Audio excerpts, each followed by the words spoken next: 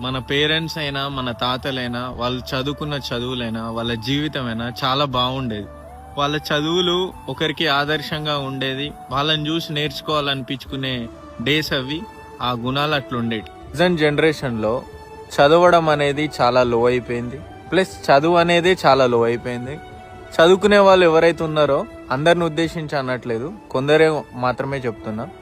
చదవడంలో ఏం నేర్చుకుంటున్నారంటే పక్కోడు ఏమైపోయినా సరే మనం మంచిగా ఉండాలి, పక్కోడు నాశనం కానీ వాడు ఏదన్నా కానీ మనం మంచిగా ఉండాలి.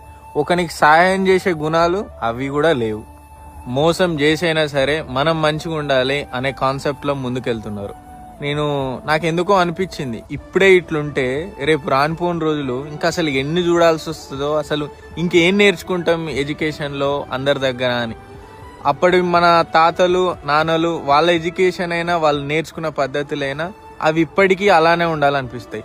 కానీ మన ఎడ్యుకేషన్ సిస్టమ్ మనం నేర్చుకున్నాయి రేపు అసలు ఇంకెంత ఘోరంగా ఉంటుందో, ఇంకెంత చెత్తగా తయారవుతుందో అర్థం అవట్లేదు. ఎందుకో మీకు చెప్పాలనిపించింది, చెప్పేసిన. That's all.